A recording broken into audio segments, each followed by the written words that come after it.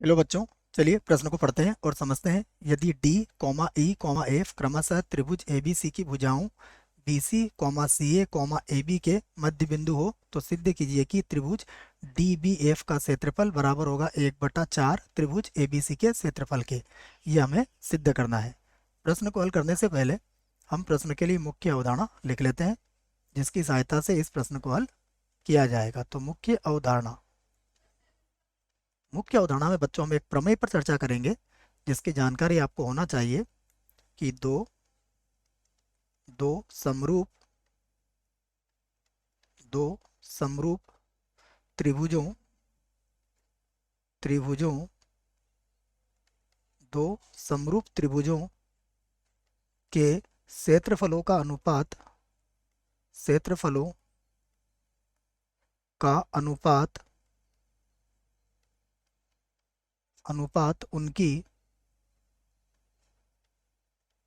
उनकी संगत भुजाओं के उनकी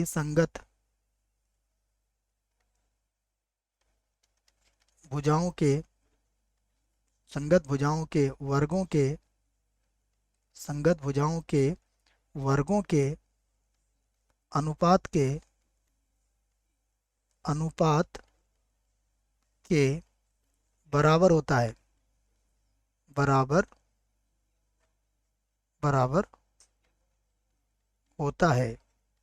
ठीक है, तो दो अगर त्रिभुज हमारे पास बच्चों समरूप त्रिभुज है तो उनके क्षेत्रफलों का जो अनुपात होगा उनके संगत भुजाओं के वर्गों के अनुपात के बराबर होता है। यह प्रमेय को आपको यहाँ पर यूज या प्रयोग करना है। अब हम यहाँ से प्रश्न को हल करेंगे। सबसे पहले देखते हैं कि क्या क्या दिया है हमें। दिया है तो दिया है में हम क्या लिखेंगे। दिया है में हम लिखेंगे त्रिभुज एबीसी। त्रिभुज एबीसी में D comma E comma F क्रमशः क्रमशः BC comma C A comma A B के मध्य बिंदु हैं के मध्य बिंदु हैं के मध्य बिंदु हैं। तो देखो, इससे संबंधित एक चित्र हम बना सकते हैं। तो यहाँ पर मैं एक चित्र बना देता हूँ आपको। ये मान लीजिए हमारे पास ए बी और सी त्रिभुज है। अब देखिए, बी सी का मध्य बिंदु क्या है, डी। तो यहाँ पर मैंने डी ले लिया। सी ए का मध्य बिंदु क्या है, सी ए का मध्य बिंदु है ई। तो यहाँ ई ले लिया। और ए बी का मध्य बिंदु क्या है हमारे पास, एफ। तो यहाँ पर ले लिया मैंने एफ। ठीक है, ये हमारे पास ई था। ए सी का मध्य बिंदु ई था और ये ले लिया मैंने एफ। अब हमें क्या करना है, यहाँ लिख देते हैं हम, सिद्ध करना है। यहाँ पर लिखा हमने सिद्ध करना है। सिद्ध करना है। सिद्ध करना है। देखो क्या सिद्ध करना है हमें। त्रिभुज D B F D B F, ठीक है, का क्षेत्रफल बराबर 1/4 त्रिभुज एबीसी का क्षेत्रफल। एबीसी का क्षेत्रफल ये हमें सिद्ध करना है। तो डी बी एफ कहाँ मिलेगा, देखो आपको, यह है आपका डी बी एफ। ठीक है, तो यहाँ पर देखिए, सबसे पहले इस बात को हम कहेंगे, या फिर यहाँ से इसको प्रारंभ करते हैं बच्चों, इसकी उपपत्ति। उपपत्ति, ठीक है, इसकी उपपत्ति हम यहाँ से प्रारंभ करते हैं। तो आप देखिएगा, सबसे पहले मैं बात करूंगा। तो यहाँ पर बच्चों फिर से मैं एक प्रमेय लिखता हूँ कि की भुजाओं त्रिभुज की भुजाओं के मध्य बिंदु त्रिभुज की भुजाओं के मध्य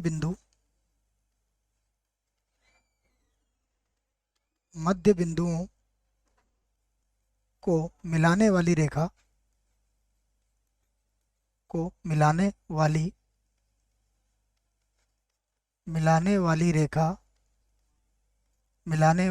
रेखा तीसरी तीसरी भुजा के समांतर होती है। समांतर और आधी भी होती है बच्चों ना, तो यहाँ तो हम समांतर की बात करेंगे। वाली रेखा तीसरी भुजा के समांतर समांतर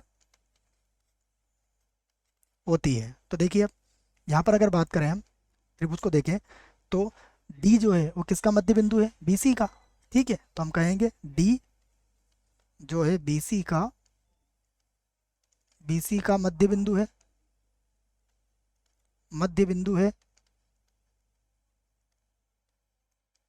ठीक है, उसके बाद देखिए एफ किसका मध्य बिंदु है, ए बी का।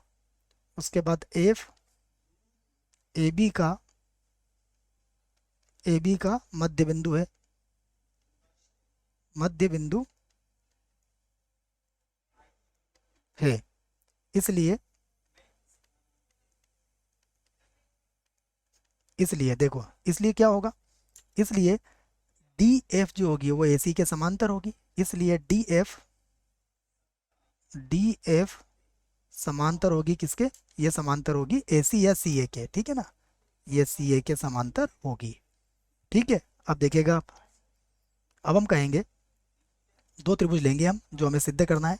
हम लेंगे त्रिभुज डी बी एफ, त्रिभुज डी बी एफ तथा त्रिभुज, देखो यहाँ पर ले लिया मैंने, कौन सा त्रिभुज लिया है मैंने, डी बी एफ, और यहाँ पर ले लेता हूँ मैं त्रिभुज ए बी सी। ठीक है, त्रिभुज ए बी सी तथा त्रिभुज ए बी सी में, ए बी सी में इन त्रिभुजों में देखिएगा आप, सबसे पहले हमें ये पता लग चुका है कि डी एफ समांतर है सी ए के, तो ये दो कोण संगत हो जाएंगे हमारे। तो कोण बी एफ डी, कोण बी एफ डी ये किसके बराबर होगा, देखो कोण बी ए सी के, ये होगा कोण बी ए सी के बराबर होगा, बराबर होगा, क्योंकि ये कौन से कोण हो गए हमारे, संगत कोण हो गए। तो ये है संगत कोण। ठीक है, उसके बाद अगला कोण देखिए, ये है कोण बी डी एफ, ये बराबर होगा कोण बी सी ए के। ठीक है, ये भी संगत कोण होंगे आपके, ये दोनों भी संगत कोण होंगे बी सी ए के। तो दो कोण यहाँ पर भी क्या नाम देंगे हम, संगत कोण, संगत संगत कोण। ठीक है, तो आप कह सकते हो कि अतः अतः ए ए कोण कोण जिसे हम कहते हैं ना, इसका कहते हैं कोण कोण समरूपता, कोण कोण समरूपता से, समरूपता से, तो ये हो जाएगा त्रिभुज, त्रिभुज बी डी एफ। ठीक है, ये समरूप होगा किसके, देख लेते हैं इसको किसके समरूप होगा ये। देखो ये बी डी एफ लिया है बच्चा, तो उसी के हिसाब से हम लेंगे इसको, तो बी सी ए हो जाएगा। ठीक है ना, संगत शीर्ष लेंगे तो ये हो जाएगा त्रिभुज बी सी ए। ठीक है, तो ये हमारे दोनों समरूप हो चुके हैं। त्रिभुज क्या था, डी बी एफ का क्षेत्रफल, डी बी एफ का क्षेत्रफल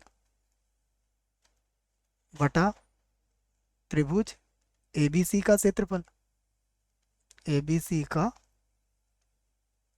क्षेत्रफल। देखिए ये क्या हो जाएगा, इनकी संगत भुजाओं के, अगर मैंने इसकी एक भुजा ले ली बच्चों बी डी, तो इसकी भुजा हो जाएगी बी सी। ठीक है ना, तो बी डी बटा बी सी ले, बी डी और बटे में क्या लिख देता हूँ मैं, बी सी, और इसकी संगत भुजाओं के वर्गों के अनुपात के ये बराबर होगा। ठीक है, तो बराबर देखिए बी डी जो है वो किसका मध्य बिंदु है, बी सी का मध्य बिंदु है।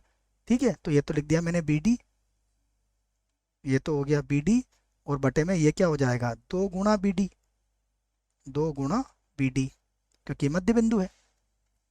तो अगर आप ध्यान से देखोगे तो ये तो कट जाएगा, तो यहाँ कितना आ जाएगा, 1/4 आ जाएगा। तो ये किसके बराबर चल रहा था, इसे भी लिखते रहते हैं हम।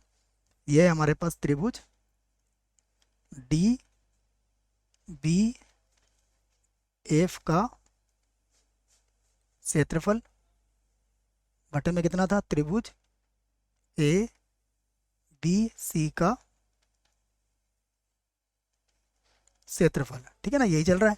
एक बार और लिख लेते हैं इसको, फिर से लिखेंगे त्रिभुज, त्रिभुज डी बी एफ का क्षेत्रफल और बटा है त्रिभुज एबीसी का क्षेत्रफल, एबीसी का क्षेत्रफल। ठीक है ना, बराबर 1/4 लिख देता हूँ बच्चों, मैं इसको हटा देता हूँ। बराबर कितना आ गया, बराबर आ गया 1/4 के। ठीक है ना, क्यों, क्योंकि बी बी डी से बी डी कट गया हमारा। अब यहाँ से आप क्या लिख सकते हो, इसको इसको आप ऐसा भी लिख सकते हो कि त्रिभुज डी बी एफ का क्षेत्रफल, इसको सिंपल वे में ऐसा भी लिख सकते हो। ठीक है, ये हो जाएगा 1/4 और यहाँ आ जाएगा त्रिभुज ए बी सी का क्षेत्रफल। और यही आपको सिद्ध करना था, तो क्या लिखोगे आप, सिद्ध, सिद्ध हुआ। ठीक है बच्चों, आशा करता हूँ प्रश्न का उत्तर समझ में आया होगा। धन्यवाद।